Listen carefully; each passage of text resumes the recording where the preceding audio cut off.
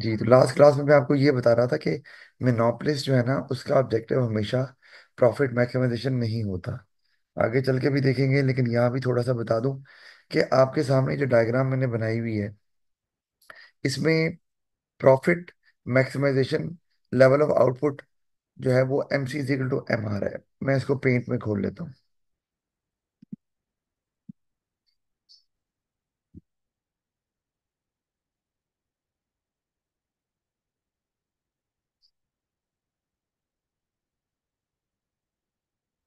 जी, तो अब यहाँ पर अगर मैं आउटपुट लेवल यहाँ पर लेता हूँ जी,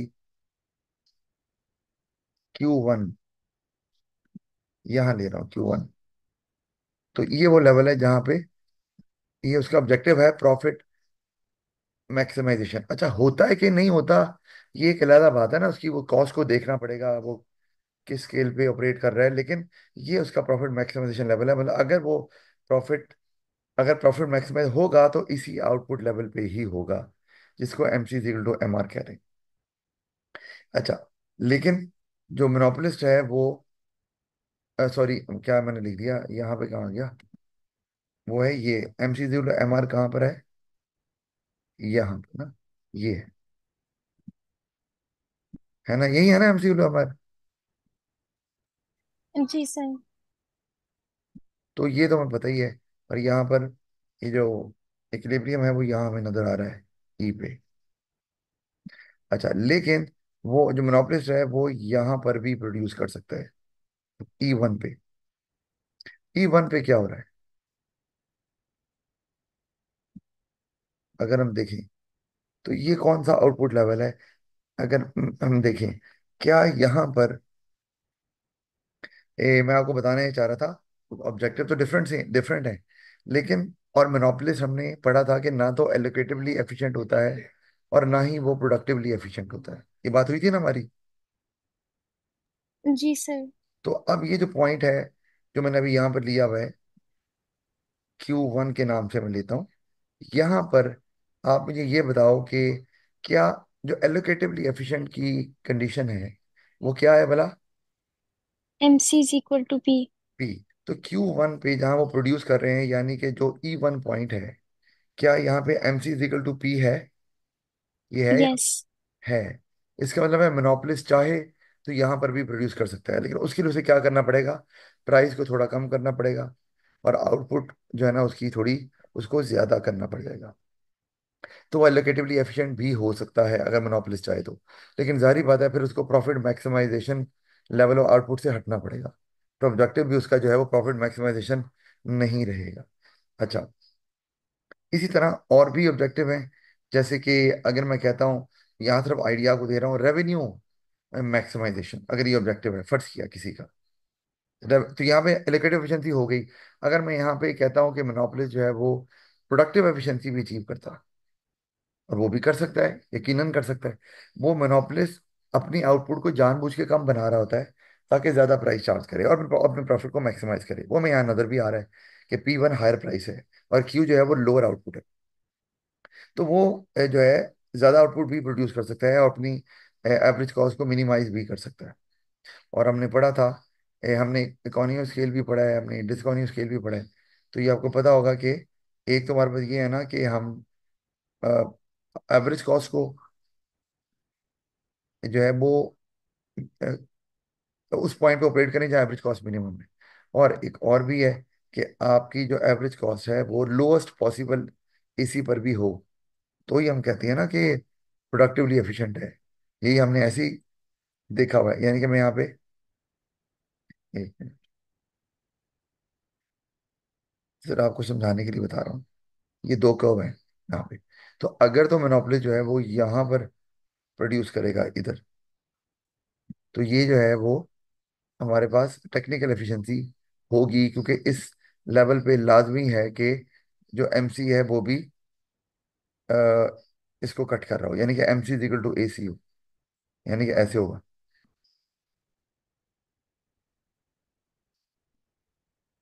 ये ए सी वन कर लेते हैं, ये इसको ए सी कर लेते हैं नीचे वाले को। और ऊपर जो है वो एमसी है। तो अब अगर मोनोपोलिस्ट जो है वो अपने लोएस्ट पॉसिबल एसी पे मौजूद है, और वो एसी है। अच्छा, अभी तो है ये जो हमने पॉइंट अभी देख रहे हैं हम, और इसको मैं अगर नाम दे दूं जैसे कि ई का, तो ये टेक्निकल एफिशिएंसी तो है, लेकिन ये प्रोडक्टिव एफिशिएंसी नहीं है। वो कब होगी? जब आप इस पॉइंट पर ऑपरेट करेंगे, तो ऑफ कोर्स आपका एमसी भी चेंज हो जाएगा। अभी ऊपर है ना, एमसी भी आपका चेंज हो जाएगा और नीचे से स्टार्ट होगा। फिर वो कहीं, आप कह रहे हैं कि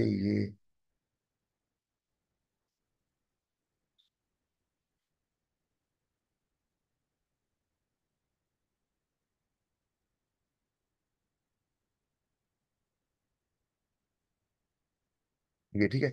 अब यहाँ पर ये जो पॉइंट अब हमें नजर, ये हम इसको एमसी नॉट कह देते हैं, चलें।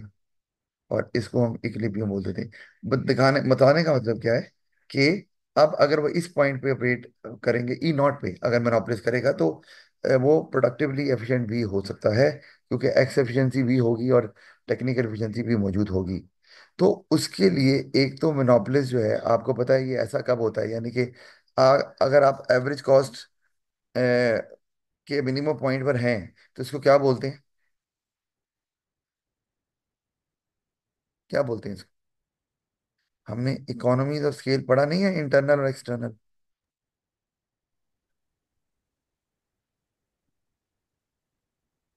पढ़ा है कि नहीं? सर टेक्निकल एफिशिएंसी कहेंगे? नहीं, वो तो है।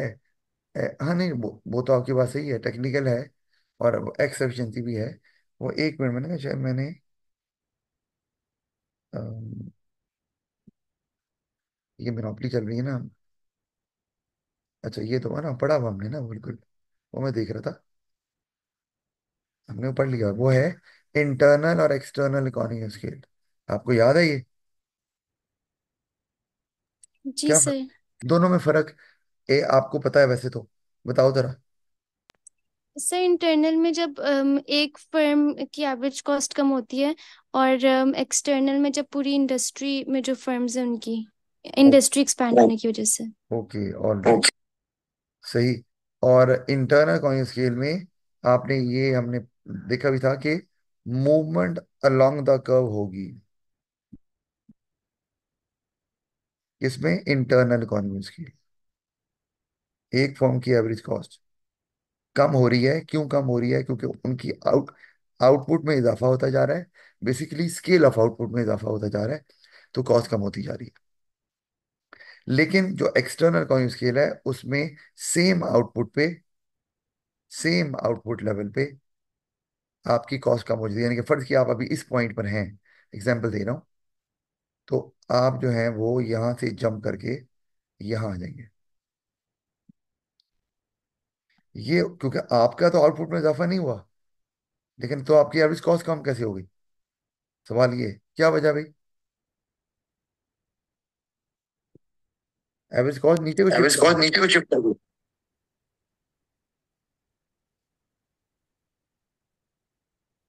याद नहीं है? याद नहीं है कि ओवरऑल पूरी इंडस्ट्री को बेनिफिट हो रहा है। जी, जब पूरी इंडस्ट्री जी, को जब पूरी बेनिफिट हो रहा इंडस्ट्री हो, को बेनिफिट हो रहा हो। तो फिर आपकी आउटपुट ज्यादा नहीं हुई, लेकिन आपकी कॉस्ट कम हो गई, क्योंकि वो बेनिफिट इंडस्ट्री के लार्ज होने से हो रहा है, फर्म के लार्ज होने से नहीं हो रहा। यानी कि एक मार्केट में ज्यादा नंबर ऑफ फर्म्स आ रही हैं, और उसकी वजह से जो बेनिफिट मिल रहा है, उसको हम कह रहे हैं एक्सटर्नल, तो उसमें शिफ्ट आएगा। तो अब ये बताना क्या मैं चाह रहा था, मोनोपोली के केस में इंडस्ट्री भी वही होती है और फर्म भी वही होती है। तो इसका मतलब है कि वो लोएस्ट पॉसिबल एसी पर भी ऑपरेट कर सकते हैं, करना चाहे तो। और वो जो है इंटरनल एक्सटर्नल दोनों इकोनॉमी स्केल उनको जी हो सकती है, यानी कि वो लोएस्ट पॉसिबल एसी पर भी होंगे, ठीक है, जो जरूरी है आपकी एक्स एफिशिएंसी के लिए। और वो मिनिमम पॉइंट पर भी होंगे, जो कि हो सकते हैं, जो कि टेक्निकल एफिशिएंसी की कंडीशन है। क्योंकि इंटरनल और एक्सटर्नल इकोनॉमी स्केल दोनों जो हैं वो मोनोपोली को अचीव हो सकते हैं, मोनोपोली की वजह से, क्योंकि और तो कोई फर्म है नहीं। मोनोपोली एक्सपैंड करेगी तो मतलब इंडस्ट्री एक्सपैंड कर रही है। समझ आ रही बात की? जी सर। तो इसका मतलब है कि मोनोपोलिस्ट चाहे तो एलोकेटिवली एफिशिएंट भी हो सकता है, और चाहे तो प्रोडक्टिव एफिशिएंट भी हो सकता है, होता नहीं है, ये एक और बात है। अच्छा, तो ये बताना ये था आपको, इतनी सी बात। और साथ में ये, क्योंकि ये कुछ चीज़ें पूछ लेते हैं एमसीक्यू में आ जाती हैं, तो ये आपको पता होना चाहिए। अब मैंने जरा ये ड्रैग किया मैंने एमआर को नीचे करके, यहाँ पर जान के, ये एमआर को मैं नीचे ले गया हूं, तो एआर को भी थोड़ा सा एक्सटेंड कर देते हैं। अच्छा ये बताओ, ये एमआर को क्या हुआ भला, ये बताओ। Sir negative. नेगेटिव हो गया, एमआर नेगेटिव नेगेटिव हो गया, एम आर नेगेटिव होता है। होता है।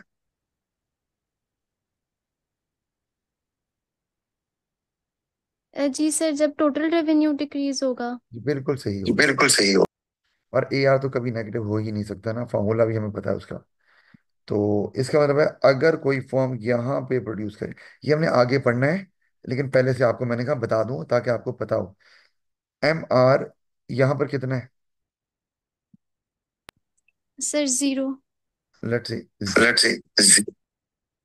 और आपका रेवेन्यू कितना होगा यहाँ पर, मैक्सिमम। मैक्सिमम होगा। इसका मैक्सिमम। मतलब है अगर ये मोनोपोली जो है वो Q2 पे प्रोड्यूस करेगा, तो उसका रेवेन्यू भी मैक्सिमाइज होगा। यानी कि अगर मोनोपोलिस्ट रेवेन्यू मैक्सिमाइज करना चाह रहा है, या उसका ऑब्जेक्टिव रेवेन्यू मैक्सिमाइजेशन है, तो वो Q2 पे ऑपरेट करेगा। प्रॉफिट मैक्सिमाइजेशन है तो वो क्यू पर ऑपरेट करेगा। और अगर वो एफिशिएंसी दो एफिशिएंट होना चाह रहा है इकोनॉमिकली, तो वो फिर यानी कि प्रोडक्टिविटी एलोकेटिवली, तो वो Q1 पे भी ऑपरेट कर सकता है। कि यहाँ हम एज्यूम कर सकते हैं कि यहाँ पर उसकी एवरेज कॉस्ट मिनिमम है। तो अच्छा, और ये हम जो MR0 है यहाँ पर, ये हम इसको बिल्कुल आगे इसको देखेंगे कि जब फर्म्स का ऑब्जेक्टिव ये हो जाए रेवेन्यू मैक्सिमाइजेशन, तो फिर इस कंडीशन को देखना होता है आपको, MR = 0। अच्छा अब वापस चलता अच्छा हूँ। अब सर, अगर तो फर्म इकोनॉमिकली एफिशिएंट होना चाहती है तो एवरेज कॉस्ट कर्व जब एमसी को कट करेगा, MC is equal to P वाली ही जगह पे, तो फिर फर्म को नॉर्मल प्रॉफिट ही होगा। जी बिल्कुल आप सही। जी बिल्कुल आप सही। देखो बेटा, प्राइस जब देखो कम बेटा हो रही है, तो जारी बात है डिफरेंस तो कॉस्ट और प्राइस में कम होता जाएगा ना। तो जारी बात है वो फिर नॉर्मल प्रॉफिट की तरफ आ जाएगी, क्योंकि उसका ऑब्जेक्टिव जो है वो फिर प्रॉफिट मैक्सिमाइजेशन है नहीं ना, बात ये। और अब जो और आप जो मैंने आपको बताया अभी MR0 भी, जरा इस पे देखो, मैं ऊपर लेके जाता हूँ इसे। ये डिमांड कब है, AR आपको पता है अच्छे से।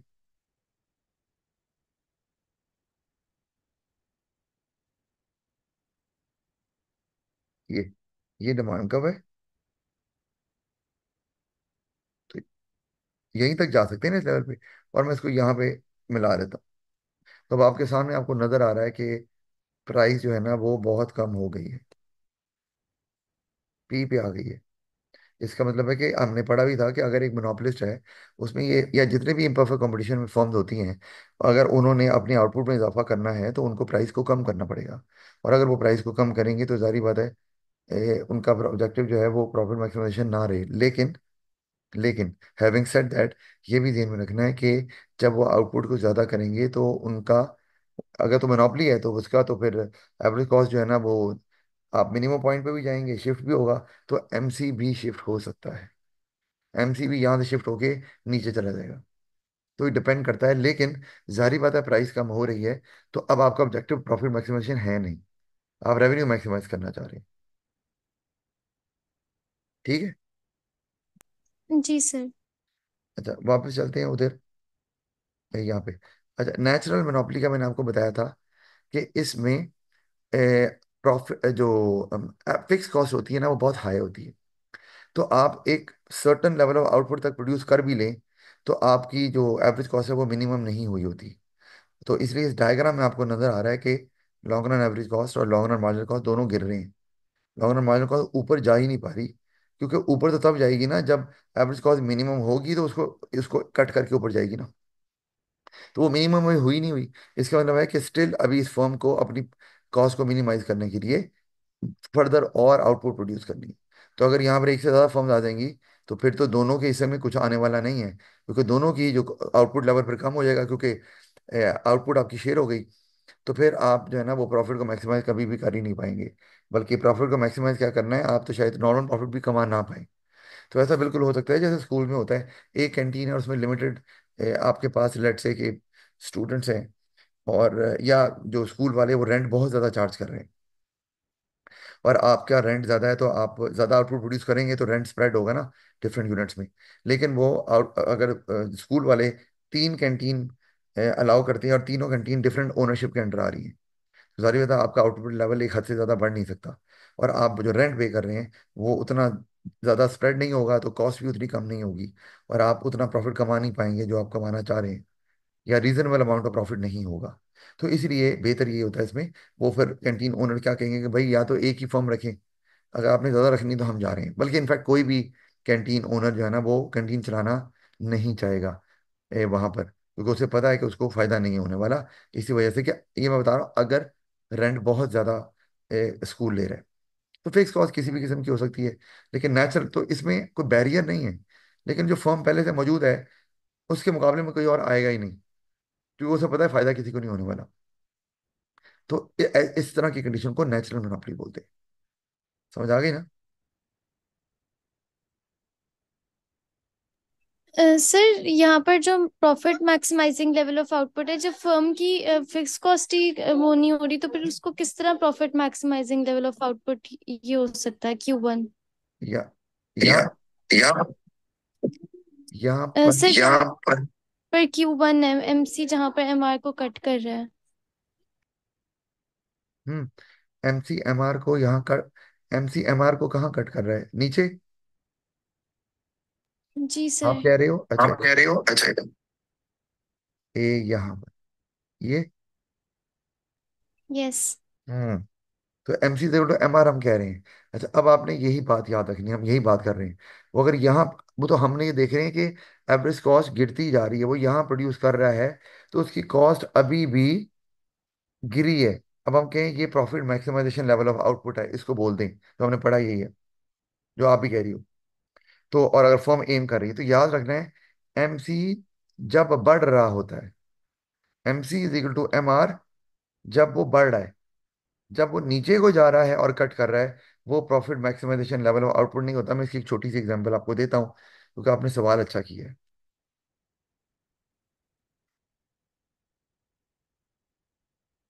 आप ऐसे ले लें, पर मैं ना परफेक्ट कंपटीशन की एग्जांपल देता हूँ, उससे ज़्यादा अच्छी समझ आएगी।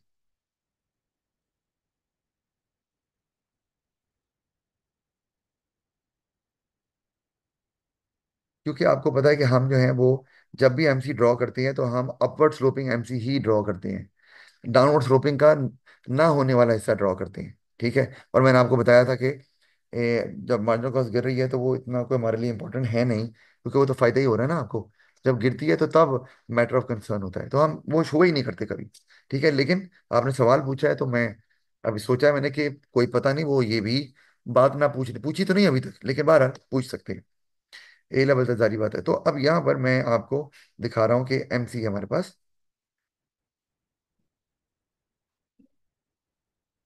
ठीक है, तो एक्चुअली अगर मैं पूरा MCQ बनाऊं तो वो कुछ इस तरह का होगा। तो अब जो है, अब आप हम गौर कर रहे हैं तो यहाँ पर BMC जो है वो MR को, क्योंकि ये पावर कंपटीशन है तो जारी बात है यहाँ पर हमारे पास ये AR = MR है। और लेकिन प्रॉब्लम ये है कि दो जगह पे हो रहा है, MC = MR यहाँ पे भी हो रहा है। ठीक है, तो अब प्रॉब्लम आ गई वही अब वाली बात, कि सर ये तो वहां पर भी प्रॉफिट MC = MR है।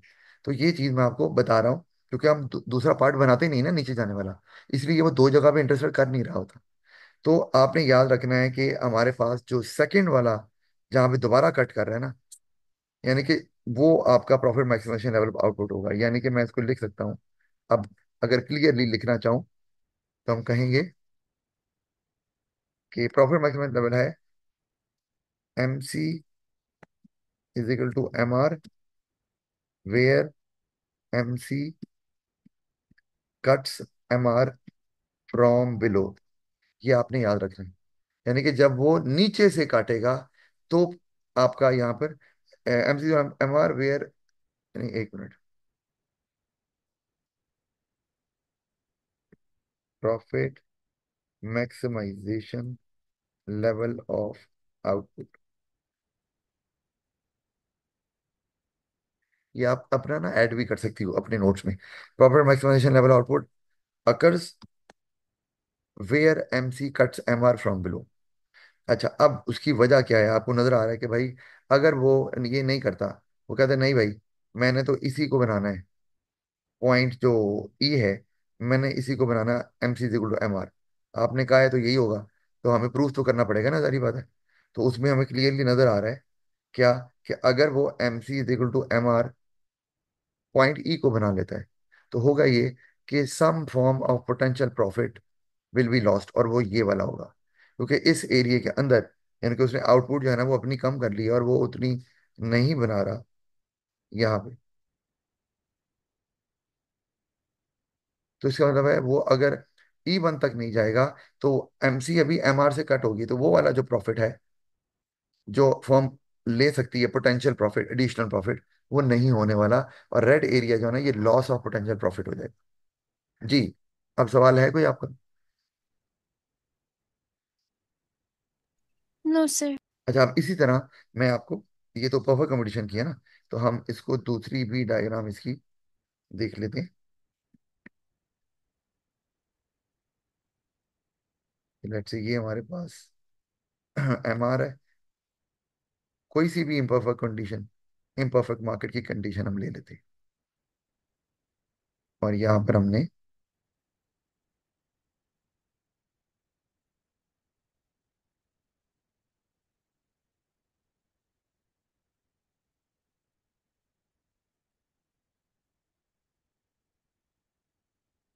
एक मिनट ये ना जरा नीचे गया,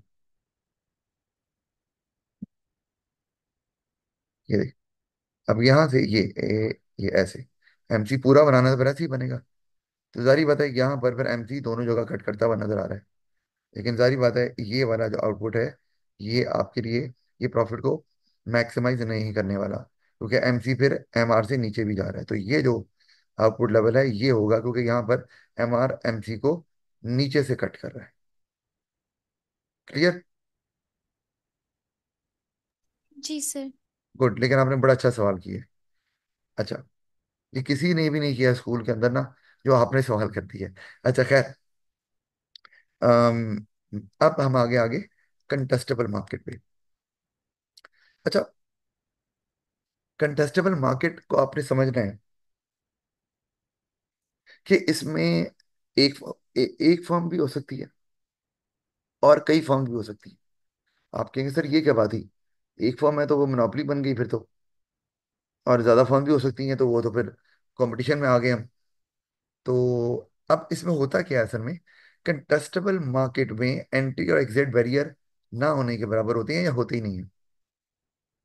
तो होता क्या है कि जो एक, अब मैं जैसे एग्जांपल देता हूँ, एक ही फर्म मार्केट में ऑपरेट कर रही है, फॉर एग्जांपल, यानी कि मैं आपको ना इसको भी डायग्राम से ही समझा देता हूँ तो ज्यादा अच्छे से समझ आए। लेट्स से ये ना एक मार्केट है, और यहाँ पर एक फर्म मौजूद है, यहाँ,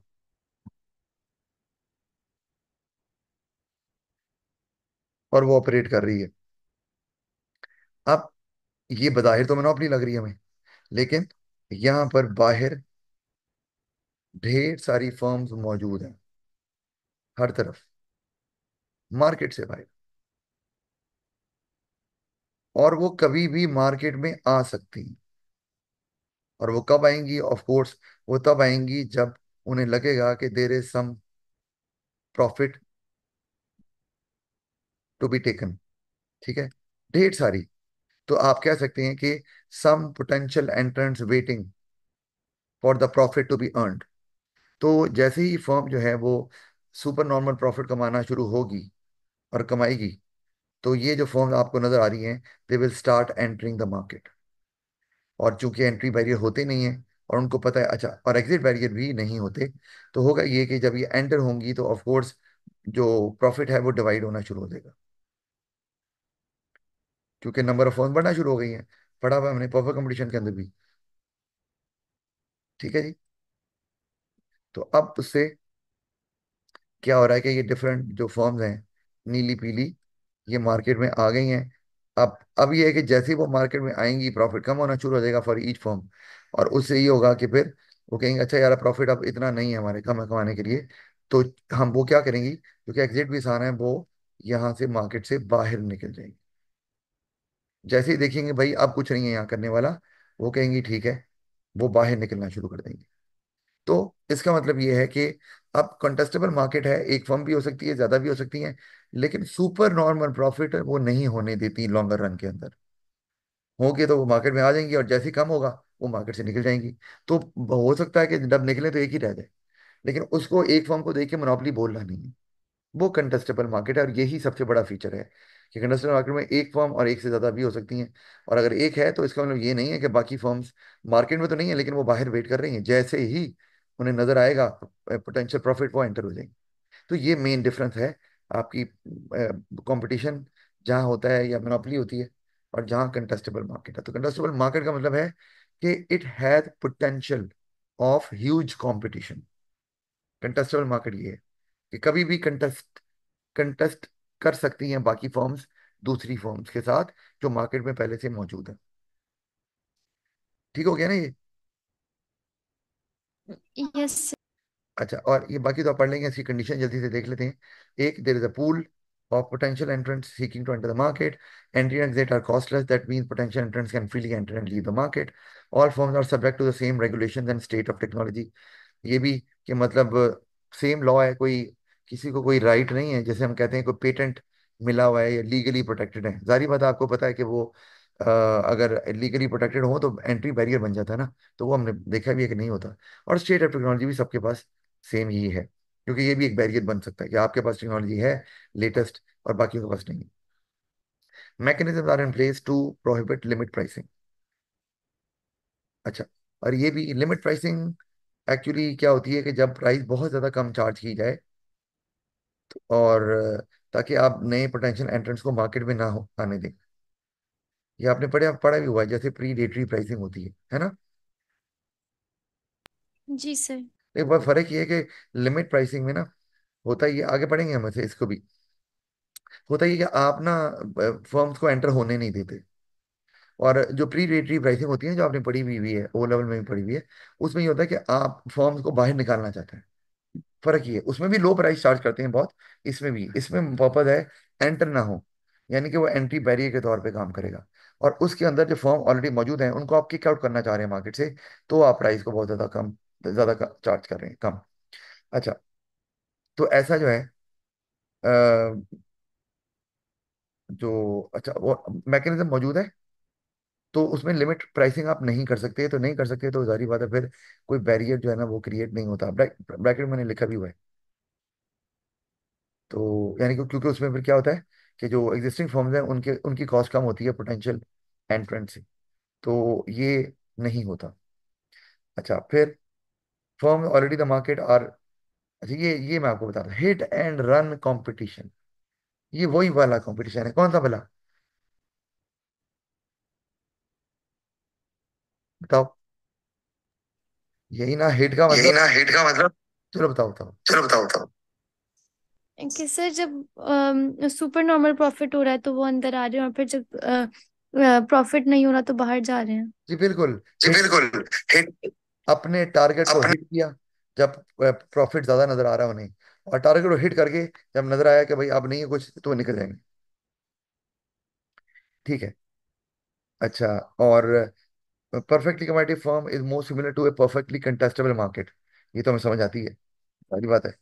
अच्छा, क्योंकि उसमें एंटी और एग्जिट बैरियर नहीं होते, काफी ज्यादा सिमिलर है। लेकिन वही बात ना कि फर्क ये है कि कंटेस्टेबल मार्केट में तो भाई एक फर्म भी हो सकती है ना।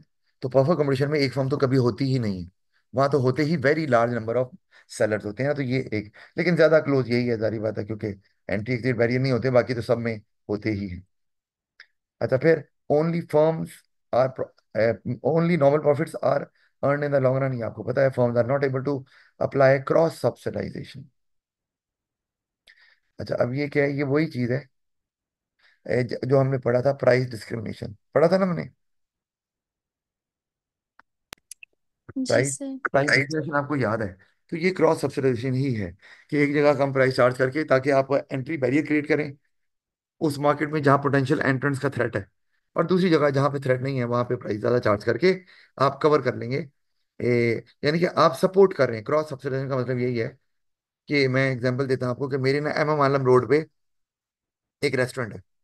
अब वहाँ और भी बहुत से रेस्टोरेंट है, तो मैंने अपनी प्राइस वहाँ बहुत कम की हुई है, क्वालिटी वही दे रहा हूँ, एम्बियंस भी जबरदस्त है मेरा। तो लेकिन मैंने प्राइस बहुत कम रखी हुई है उनसे, ताकि लोग मेरे पास आए, क्योंकि वहाँ कंपटीशन है। लेकिन उसी तरह मैंने एक और जगह पे जहाँ कंपटीशन नहीं है वहां पर भी दुकान खोली हुई है, जोहर टाउन में फर्ज किया, और वहां पर मैं प्राइस जो है ना वो बहुत ज्यादा चार्ज कर रहा हूँ। तो ये क्रॉस सब्सिडाइजेशन है, और क्रॉस सब्सिडाइजेशन जो है ना वो भी एंट्री बैरियर के तौर पर काम कर सकता है। वो एम एम आलम रोड पे सारी बात है, वहाँ इशू हो सकता है। अच्छा, फिर price cannot be set below average cost. हाँ, ये आप नहीं कर सकते, क्योंकि आपको बहुत ज्यादा प्रॉफिट होता ही नहीं ना।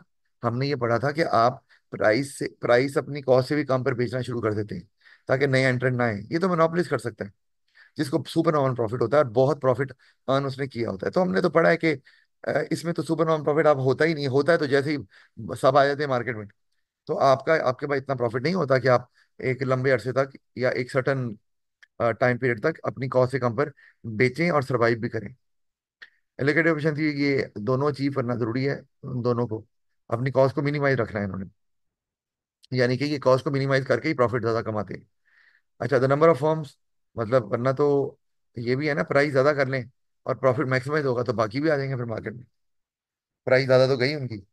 अच्छा, the number of firm in the market does not matter, यही बता रहा हूँ।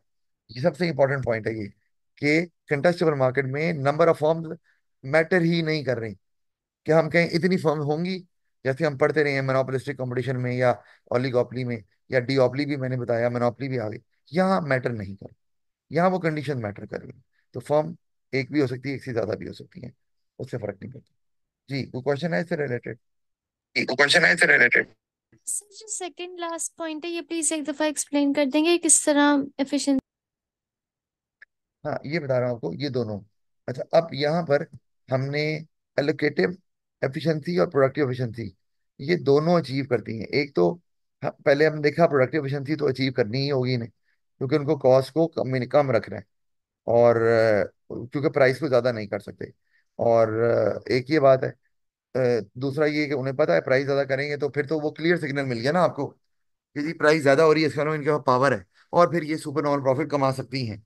तो वो बाकी फर्म आ जाएंगी। तो आपको अपनी कॉस्ट को ही मिनिमाइज करना है, तभी आपका गुजारा चलना है, वरना आप मुश्किल में ही रहेंगे। क्योंकि ओवरऑल नॉर्मल प्रॉफिट ही फर्म्स को होता है, प्राइस भी एक रीजनेबल अमाउंट चार्ज करनी पड़ती है आपको। ज्यादा चार्ज करेंगे तो कंज्यूमर वैसे भी they will be looking for other options, और दूसरी फॉर्म तो पहले तैयार होती हैं। तो एक तो ये कि एफिशिएंसी आपको कम रखनी है, फिर ये कि एलोकेटिव एफिशिएंसी भी चाहिए, क्योंकि अगर एक ही फर्म मार्केट में मौजूद है या एक नहीं है, एक से ज्यादा भी है, तो M C equal to P, ये क्या बता रहा है? वही सोसाइटी के इंटरेस्ट को कंसिडर करना है। यानी कि दूसरे लफ्जों में, जहाँ marginal social benefit marginal social cost के बराबर होता है, क्योंकि इसमें भी वही चीज है। अगर आप ये ख्याल नहीं कर रहे तो क्या होगा? आप, इसका मतलब है प्रॉफिट को मैक्सिमाइज करना चाह रहे हो, वो तो आप कर नहीं सकते। वो आप करेंगे तो दूसरे भी आ जाएंगे। तो फिर आप जो है वो इस तरह से एलोकेटिवली एफिशिएंट होते हैं, यानी कि आउटपुट ज्यादा प्रोड्यूस करेंगे आप। और हमें पता भी है कि आप जो अगर प्रोडक्शन की मैं बात करता हूँ और वहां पर कोई आपकी पॉजिटिव एक्सटर्नैलिटी है, तो आप ज्यादा प्रोड्यूस करेंगे। कम प्रोड्यूस करके ज्यादा प्राइस चार्ज नहीं करेंगे, क्योंकि आप कर नहीं सकते। तो आप ज्यादा प्रोड्यूस करेंगे, और जो सोसाइटी के इंटरेस्ट हैं उनको भी कंसिडर करेंगे। और एक तो ये, दूसरा उसमें कंज्यूमर भी आ गया। जब एमसीजी के लोग पीएम बोलते हैं, इसका मतलब है कि कंज्यूमर जो है वो जितनी प्राइस पे करने के लिए तैयार है, आपकी कॉस्ट भी उतनी ही है, वहां तक जाना है, उससे पहले रुकेंगे। हमने पढ़ा था, तो कंज्यूमर तो पे करने के लिए तैयार है ज्यादा, आपकी कॉस्ट कम है, तो आप बना क्यों नहीं रहे? आप बनाएंगे ना उस प्रॉफिट को हासिल करने के लिए, क्योंकि आपके पास अब एक ही तरीका है कि ज्यादा प्रोड्यूस करके एलोकेटिव एफिशिएंसी अचीव की जाए। क्योंकि कम प्रोड्यूस करके आप प्रॉफिट ज्यादा कमा नहीं सकते, क्योंकि आप ज्यादा प्राइस चार्ज नहीं कर सकते, क्योंकि थ्रेट ऑफ पोटेंशियल एंट्रेंट्स मौजूद है। तो फिर आप ज्यादा बनाकर जो है वो, चूंकि कंज्यूमर लेने के लिए तैयार है, तो उस तरह से आप रेवेन्यू कमाएंगे और एक रीजनेबल अमाउंट ऑफ प्रॉफिट भी अर्न करेंगे। और दूसरा और एक, उसमें आप एवरेज कॉस्ट को भी और मिनिमाइज करने की कोशिश करेंगे ना, आउटपुट बढ़ाएंगे तो एवरेज कॉस्ट तो कम होगी। एमसी इक्वल टू एमआर पे तो हमने देखा ही था कि अदर देन परफेक्ट कंपटीशन जो है वो कभी भी एमसी इक्वल टू एमआर पे, एमसी इक्वल टू एसी होता ही नहीं है, और ना ही एमसी इक्वल टू पी होता है। जी बोले हम। जी सर, समझ आ। अच्छा, आगे आगे हमारे पास price and non price competition, और बस ये तो दो ही रह गए। चलिए कोई नहीं, इसको कल पे रखते हैं, और फिर कुछ क्वेश्चन हम देख लेते हैं, आपसे पूछूंगा, और फिर हम कल फिर आगे भी चले जाएंगे। असाइन भी कर चले दूंगा, जाएंगे। एमसीक्यू भी भेजता हूँ, और साइन भी कर दो। कल सर एक एमसीयू पे भेजता हूँ, देखते और हैं। सर कल मैं क्लास नहीं ले सकूंगी